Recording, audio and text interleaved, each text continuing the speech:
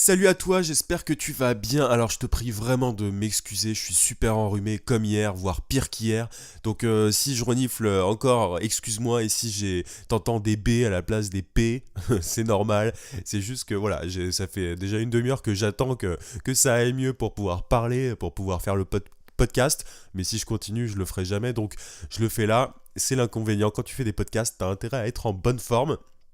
En tout cas, aujourd'hui, je voulais te parler de nomadisme. Il y a beaucoup de gens, et c'est peut-être ton cas, qui veulent devenir freelance pour pouvoir voyager. Ils veulent pouvoir travailler en voyageant ou voyager en travaillant. C'est comme tu veux.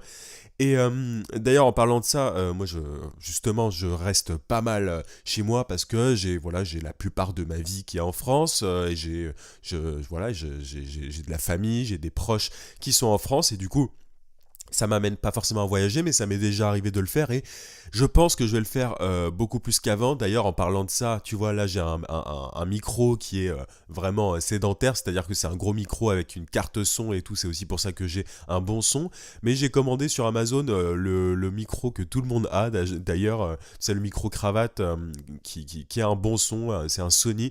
Je l'ai pris pour pouvoir justement pour pouvoir bouger un petit peu plus et éventuellement voyager. Et j'aimerais vraiment, alors j'ai déjà posé la question dans un podcast récent, mais j'aimerais vraiment savoir si ça t'intéresserait que je sorte de ce cadre-là.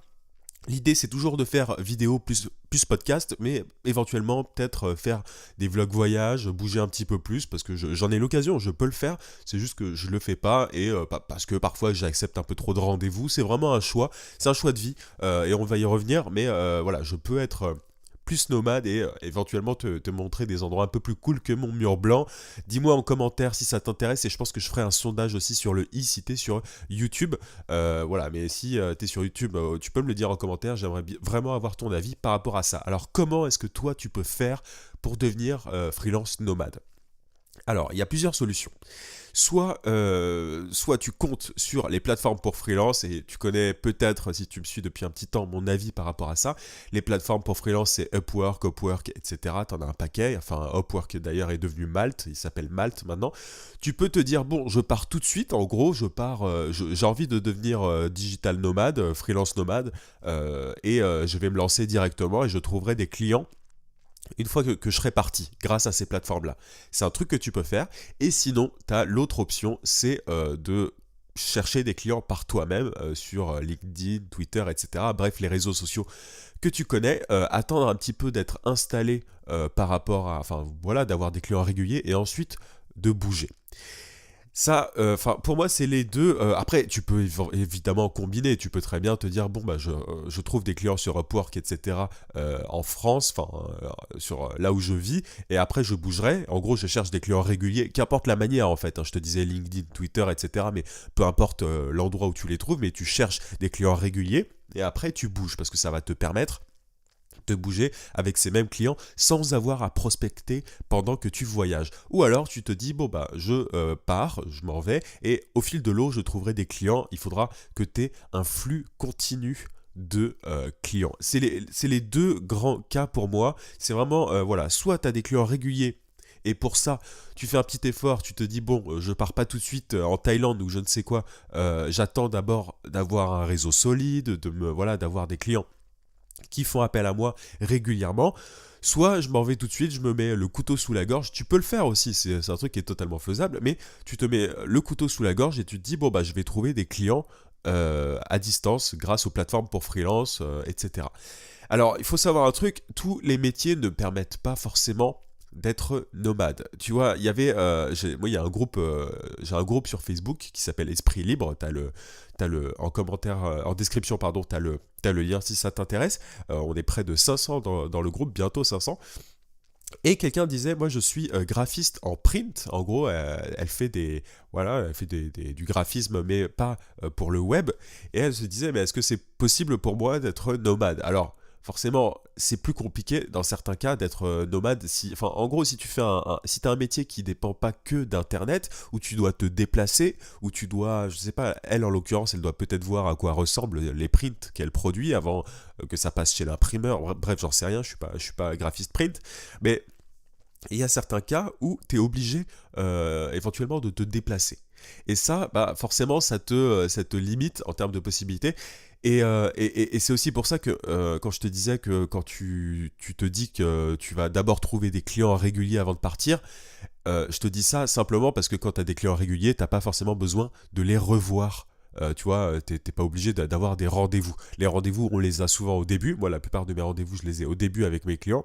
Mais après, une fois que ça roule, une fois qu'il y a une relation de confiance, voilà, t'es un peu peinard, tu peux bouger. Moi, voilà, j'ai des clients réguliers avec qui je peux totalement bouger sans problème. Je leur dis simplement que je suis pas à Paris, mais ça change rien parce que dans tous les cas, sinon, je travaille chez moi. Donc voilà, tu as deux possibilités. Soit tu trouves des clients au fil de l'eau en voyageant, soit tu t'appuies sur des clients réguliers que tu as et ça te permet, c'est mon avis, hein, mais ça te permet pour moi ensuite bah, d'être un peu plus serein ou sereine et d'avoir moins à trouver, je sais, mon enrhumage, entre guillemets, s'entend beaucoup là, mais ça t'as moins à prospecter une fois que enfin, quand tu as des clients réguliers et que tu es à l'étranger, tu peux te dire, bon bah, et du coup, je suis un petit peu plus cool par rapport à ça. Je peux voyager peinard et je vais continuer à chercher des clients parce qu'il faut tout le temps prospecter. Il faut jamais vraiment s'arrêter de prospecter. On sait jamais, un client peut te lâcher n'importe quand.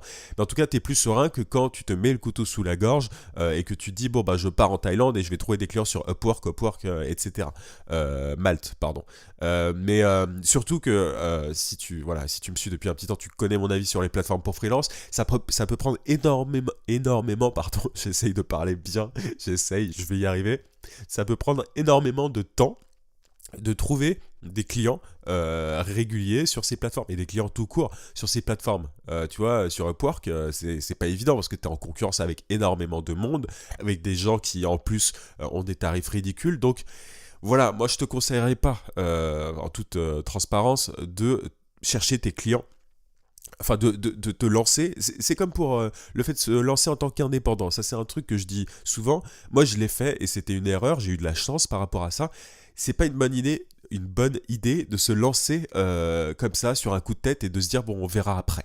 C'est pas mal parfois parce que ça te met la pression, mais c'est pas le truc le plus safe, tu vois. Enfin, c'est pas le truc le plus malin à faire de se dire bon bah je me casse. J'ai vu il y a pas longtemps ça dans c'était un forum justement de digital nomade, quelqu'un qui posait la question combien est-ce que vous aviez dans votre compte en banque quand vous vous êtes lancé en tant que digital nomade. T'avais des mecs qui disaient 50, 100 euros, bref, c'est un peu un mythe, hein. Je pense que c'est un truc qu'on entretient, mais honnêtement c'est complètement con, tu vois, de partir avec 50 euros en poche et sans avoir de clients. Si t'as des clients, c'est différent. Si t'as des clients réguliers et que tu pars avec 50 euros en poche, tu peux te dire, bon bah, c'est pas grave, de toute façon, ils vont me payer, tout va bien. Mais voilà, c'est pas une bonne idée pour moi de se lancer et de se dire, l'herbe n'est pas plus verte ailleurs, tu vois. C'est pas parce que tu pars. Ça, faut vraiment se dire, faut vraiment comprendre ça. C'est aussi quand tu te lances en tant qu'indépendant, c'est pas parce que tu te lances et que tu quittes ton job que tu vas y arriver, que tu vas trouver des clients, que tu vas réussir à devenir indépendant. Souvent, on se dit, ouais, tout est dans tu vois, ce truc précis. On sacralise un petit peu ce passage à l'action. Alors moi, voilà, je suis très volontariste. Je suis très, voilà, il faut passer à l'action il faut exécuter les choses au lieu de rester dans les idées. Mais en tout cas, le fait de quitter son job comme ça sur un coup de tête ou de partir et en idéalisant le truc, en se disant ouais, ça va marcher parce que voilà, j'ai eu le courage de le faire. Bah, c'est pas une bonne chose. Moi, avec le recul, je te conseille vraiment d'être prévoyant par rapport à ça et de trouver des clients réguliers d'abord et ensuite de bouger, tu vois. Moi, c'est un truc que je peux faire beaucoup plus aujourd'hui. Au tout début, j'avais beaucoup de réunions et encore aujourd'hui, quand j'accepte des rendez-vous avec des gros clients, souvent il faut les rencontrer, ces gros clients, tu vois. Quand tu as un client que tu factures au moins plus de 1000 euros par mois, bah, il va vouloir voir ta tête, quoi. Un Skype, c'est bien, mais Skype, c'est bien dans certains cas, mais pas tout le temps. Après, ça existe. Il y a des gens voilà, qui ont que des clients qu'ils rencontrent sur Skype. Et encore une fois, il faut que tu penses à ce que tu fais, au métier que tu fais. Tu vois, si tu fais du SEO, si tu fais du graphisme web, si tu fais de la rédaction web, il y a plein de métiers où tu n'es pas obligé de rencontrer tes clients. Mais si ton objectif ultime c'est de voyager, il faut que tu penses à ça avant de te dire, enfin tu vois, il faut vraiment modeler ton métier, choisir ton métier, ce que tu vas vendre, les services que tu vas vendre en fonction de cette finalité-là, tu vois. Et et pas se dire oh je suis graphiste print. J'ai rien contre la personne qui dit ça si tu regardes ce podcast, enfin si tu regardes cette vidéo sur YouTube ou si tu écoutes ce podcast, mais il faut vraiment aller dans l'inverse en fait, se dire bon la finalité c'est ça, qu'est-ce que je fais maintenant, comment est-ce que je fais pour être nomade, quel est le métier en tant que freelance qui me permettrait de bouger, de ne pas avoir voilà, à rencontrer des gens, et qui me permettrait en même temps d'en vivre, de pouvoir bien facturer, d'avoir des clients régulièrement, etc., etc. Il faut cocher toutes ces cases-là en fait. Et c'est ça le vrai objectif. Après, tu vois, enfin, ça me fait penser à un truc de Tim Ferriss dans son livre La semaine de 4 heures. Alors, il y a plein de trucs à redire sur ce bouquin-là, mais même si j'aime beaucoup Tim Ferriss, mais il y a une technique qui dit enfin qui donne, mais surtout pour les salariés, en fait, pour les gens qui veulent faire du télétravail, enfin, qui sont en télétravail et qui voudraient voyager. En gros, il parle du cas vraiment donc des salariés qui veulent être digital nomades aussi. En gros, il n'utilisait pas ce terme-là à l'époque, mais c'est ça. Il disait, il y a une bonne technique, c'est de proposer à son employeur de bosser à distance, en télétravail, et ensuite de ne pas le prévenir qu'on est parti à l'étranger. Comme ça, il va voir que ça change rien pour lui, qu'on est aussi efficace à l'étranger que quand on bosse chez nous, et ensuite lui dire au bout d'un mois ou deux, comme ça, il va être, voilà, il pourra rien dire parce qu'on est aussi efficace que si on bossait chez nous. Et ça, tu peux un peu l'appliquer au freelancing aussi. Sans être salarié, si tu as des clients qui sont pas très chauds au départ pour, enfin tu vois, si tu te dis ouais mais mon client va jamais accepter que je parte à l'étranger, il va me lâcher et tout, c'est une technique, c'est un truc que tu peux faire, tu peux très bien ne pas prévenir ton client. Après, il faut vraiment que tu te démerdes avec les bons outils, que tu sois joignable au bon moment, que tu penses au décalage horaire, etc. Mais tu peux très bien, voilà, ne pas dire à ton client que tu es à l'étranger et revenir, tu vois, passer un mois à l'étranger, recommencer et tout, faire en sorte qu'il ne s'en rende pas compte. Mais c'est pas de la malhonnêteté, hein, c'est juste, voilà, t'es aussi efficace, aussi productif ou productive que si t'étais chez toi. Et derrière, en fait, tu lui dis, voilà, moi, je bouge de temps en temps et j'aimerais bien le faire à plus long terme. Est-ce que ça vous dérange ou pas? Et il n'y a aucune raison que ça te dérange ton client parce que tu l'auras déjà fait et tu lui auras prouvé que tu étais aussi productif à l'étranger que chez toi. Donc, tu vois, c'est une méthodologie. Moi, je préviens mes clients quand je bouge. Ça me fait penser à en février, quand j'étais à Beyrouth. C'était assez drôle. Enfin, c'était plutôt cool, tu vois. C'était la première fois. Ouais, je crois que c'était la première fois que je bougeais avec un client régulier, comme ça, que je bougeais à l'étranger et que je bossais en tant que freelance à distance. Et c'était très cool. Après, voilà, bon, Internet n'était pas trop au rendez-vous, donc c'est une autre histoire. Mais tu vois, tu vas devoir faire super gaffe à pas mal de choses. Donc le décalage horaire, est-ce que la connexion Internet est bonne là où t'es? Comment est-ce que ton client peut te contacter par Skype, par téléphone? Enfin, tu vois, tu vas devoir penser à tout ça. Mais pour moi, le meilleur moyen de devenir freelance nomade, c'est pas de se barrer et de compter sur Upwork machin. Hier, j'ai eu le commentaire de quelqu'un qui venait de découvrir mon podcast. Et elle me disait ouais, je suis pas d'accord avec toi. Moi, je vis de Upwork et tout depuis longtemps. Alors, je dis pas que c'est impossible. Je dis juste que la majorité des personnes n'y arrivent pas et que c'est pas le moyen le plus facile pour devenir indépendant et donc du coup aussi de devenir freelance nomade. Moi, je te conseille sincèrement de trouver tes clients via toutes les méthodes dont je te parle, LinkedIn, Twitter, etc. Voilà, enfin, tu vois, et d'abord de consolider la relation, d'attendre quelques mois au départ, puis ensuite tu pourras partir. Mais il faut pas faire pas de fuite en avant, tu vois, ne te dis pas oui, parce que je pars, je vais m'en sortir, quoi. C'est une grosse erreur pour moi, et je serais intéressé de voir, tu vois, le nombre d'échecs qu'il y a. À ce niveau-là, je suis sûr qu'il y a plein de gens qui partent. On connaît que les personnes qui sont parties avec 50 euros en poche et qui se vendent derrière parce qu'elles disent ouais, j'ai réussi.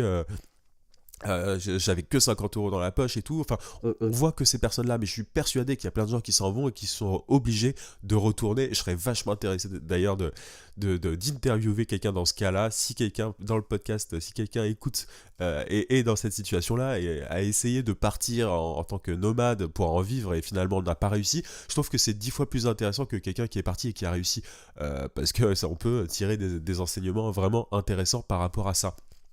Mais voilà, donc là je te parle de freelancing nomade. Après, t'as pas que le freelancing pour être nomade, tu peux aussi avoir un business en ligne qui te permet de bouger, ça c'est un truc qui est totalement faisable, mais pour moi le meilleur moyen, enfin le moyen le plus rapide, voilà, à court terme pour devenir nomade digital, le meilleur moyen c'est d'être freelance, de vendre ses services, d'avoir une base de clients réguliers, puis de partir, et éventuellement sans prévenir au début, puis ensuite faire du long terme et dire à ses clients, bon bah, maintenant ce sera comme ça, une fois que tu t'es rendu indispensable. Mais ça c'est important de se rendre indispensable avant de faire ça, pardon.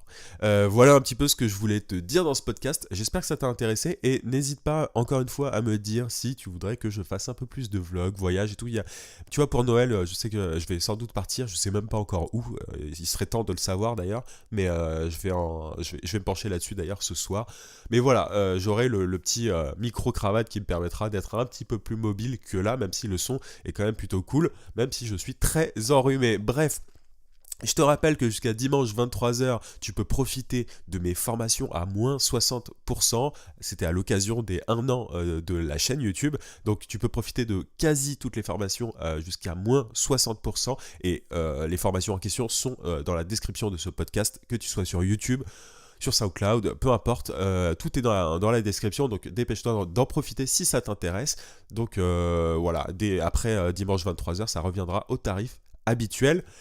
Si tu es sur YouTube, n'hésite pas à mettre un gros pouce et à t'abonner à la chaîne si c'est pas déjà fait. Je t'invite aussi à mettre une review sur le podcast si tu es sur Apple Podcast ou un like sur SoundCloud. Je te souhaite un très très bon week-end. En attendant mardi, n'oublie pas, vie sans limite. À plus.